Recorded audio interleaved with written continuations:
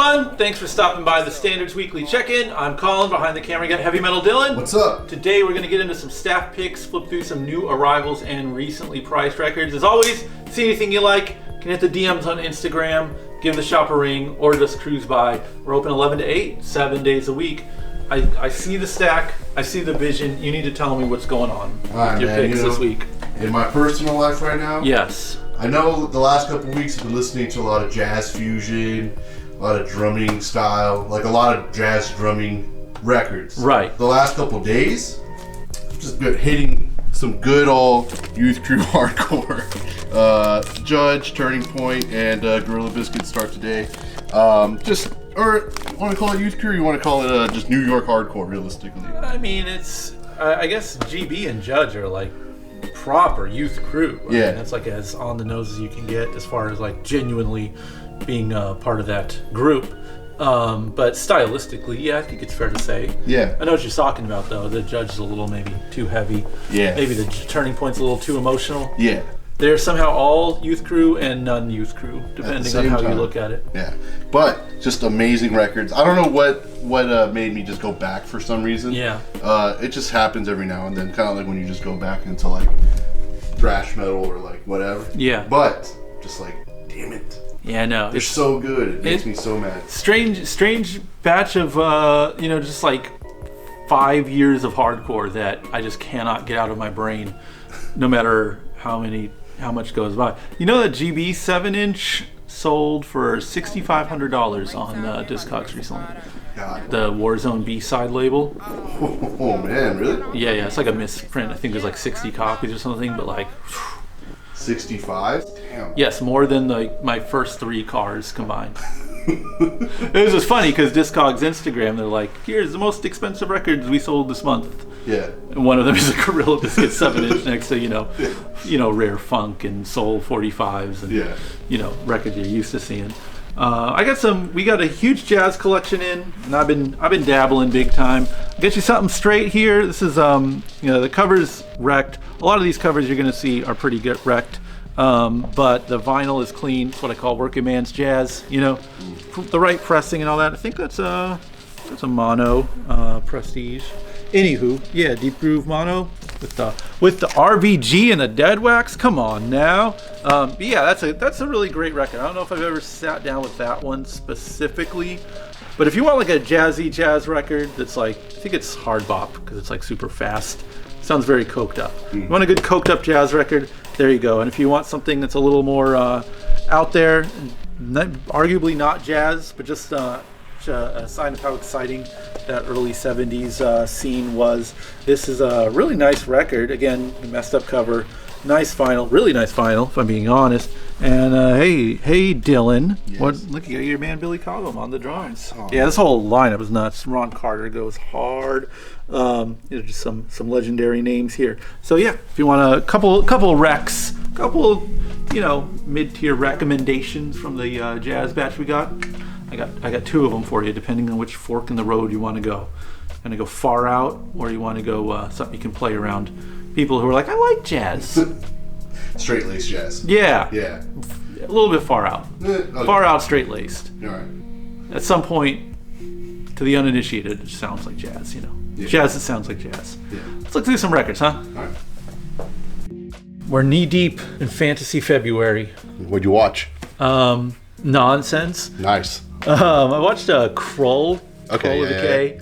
That's a shitty Star Wars knockoff, kind of. Yeah. Fantasy's a weird genre. Like, I don't know how you define it, because there's proper fantasy, which, would be like an Excalibur or, I don't know, Labyrinth, you know.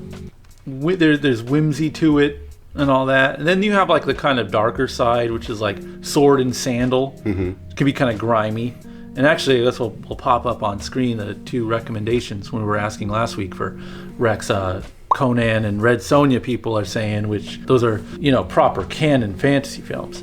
But I don't know, it's just so much crossover with sci-fi that's crazy. You know what I did see? Masters of the Universe, the 80s flick. Yeah. When was the last time you saw that batshit insane movie? 2008. You got a good memory. You can keep track like that. I remember. It's supposed to be this like terrible movie, right? Yeah. Like it's bad. Very good. I loved it. I liked it when I was a kid. Yeah. And you know what's fucking awesome in that movie, which is like kind of just the best thing in the world if you're a kid to see. Towards the end of the movie, Skeletor gets like the power, and he turns into like Super Skeletor. And of course, like in Ninja Turtles, you know, Super Shredder. Bro, when you're a kid, that shit hits. Yeah, you're like, whoa! Well, yeah. Yeah, I get it. When like the movie debuts, I don't know if it has the power anymore, because, you know, I don't know if kids are like bound to movies like they were when we were growing up, I guess, where it was like you see a debut of something in a movie that wasn't in the cartoon. Yeah. Or like, you know, it's a video game and then something that is like the next level in the game. It's like earth-shattering as a kid, but I don't know. I think there's so many different outlets now. It doesn't have that same effect. Kids are already just spoiling the movie before they walk in. There was also, you know, I think like Dragon Ball Z, and that's kind of based on that. What do they call that style of anime? Shonen. Is it called Shonen? Shonen Jump. I mean, like the battle stuff. Where it's like it's all power levels. Yeah, I forget. They're always in an arena or something. I don't know. But I feel like those cartoons were like, let's just give these kids that crack. You know, like let's just give them nothing but people powering up and getting bigger and doing higher levels. Yeah.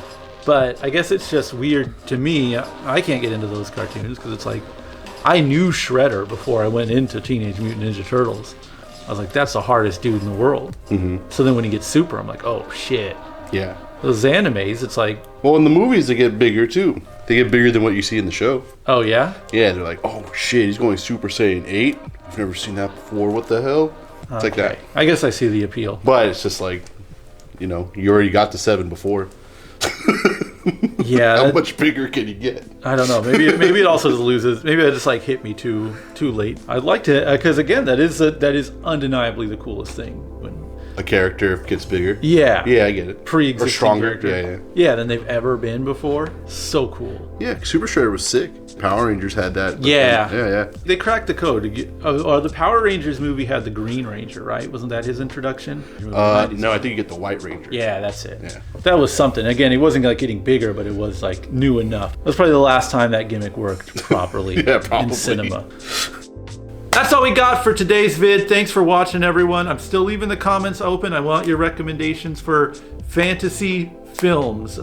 Pre-Lord of the Rings. I think that's like the cutoff. Okay. That's when it gets like, I don't want to Game of Thrones knockoffs or anything. You know what I'm watching? Watching Merlin, the 90s made-for-TV movie. Yeah. Nightmare vision. What do you mean you're watching? You mean you watched? No, it's like I'm, midway through. You can't watch these things like all the way through. It was like, it's not a show. What do you mean you're watching? It was like a made-for-TV movie. Yeah, it's broken up into 2 parts, and it's on Tubi, where all good movies are. Yes. But yeah, that's some Nightmare Zone. It will show up some Martin Short.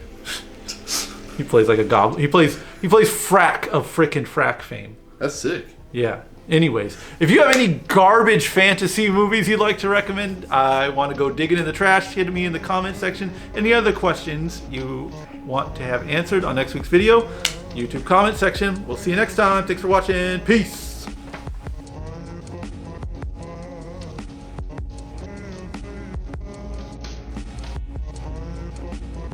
I like jazz.